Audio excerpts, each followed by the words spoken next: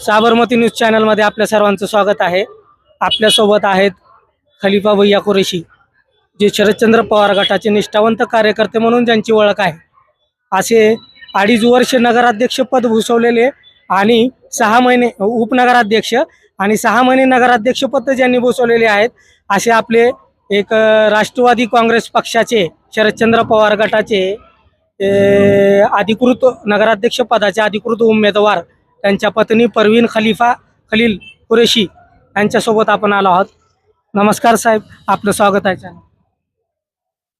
काय सांगाल, नगराध्यक्ष पदाची निवडणूक आपण लढवत आहात, काय सांगाल, जनतेला काय आवाहन कराल? मुस्लिम समाजाची मतदान भरपूर या धाराशिव शहरात आहेत, काय सांगाल मुस्लिम समाजाला काय आव्हान? मुस्लिम समाज नाही म्हणून तो पूर्ण समाजाचं मला मतदान व्हायला आहे. इतर समाज पूर्ण असं नाही की मुस्लिम समाजच, सगळ्या जनतेचा प्रतिसाद आहे आणि जनतेनं असं ठरविलंय की जनतेनं हातात घेतलेला इलेक्शन आहे. तो शहरामध्ये आपल्याला प्रतिसाद कसा भेट?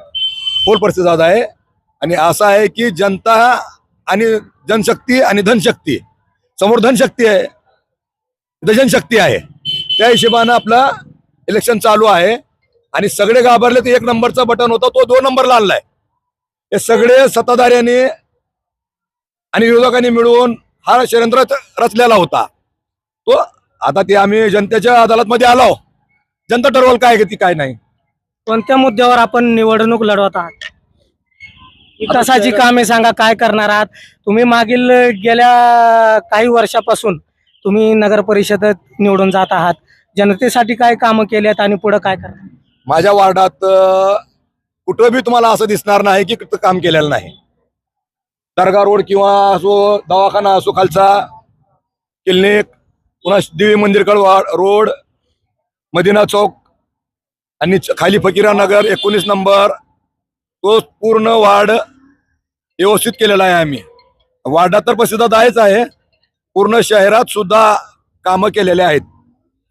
आणि त्यातले त्यात समजा की आता विकास काय करायचा आहे. अहो, शहरात साधी मुतारी नाही, महिला बहिणी जे बाजारात फिरतेत, शौचालय सुद्धा नाही. एवढी अवस्था करून टाकली भांडणाची त्यांच्या भांडणात.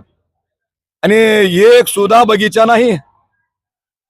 लागतंयच काय पब्लिकला?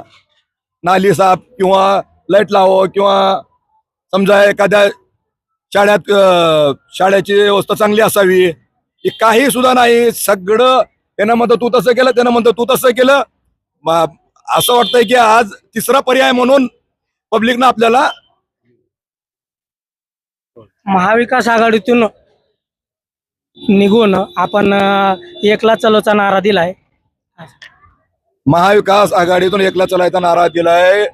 का दिलं हे त्यांना विचारायचं. कारण आम्ही नगरसेवकचं सक्षम असताना वाटाघाटाचे शहराध्यक्ष म्हणताय की आम्ही त्यांना सन्मान दिला होता, उपनगराध्यक्षपद देऊ म्हणून त्यांनी सांगितलं होतं.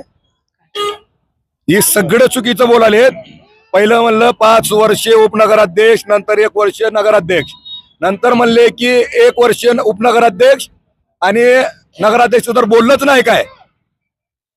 नंतर आमचं हे पाय उचलत आम्हाला आलं की बाबा काय जर झालं तर मिरिटचा नगराध्यक्ष आमच्याकडे आहे ना, आम्ही नगराध्यक्ष म्हणून दुसऱ्याला काय करावं.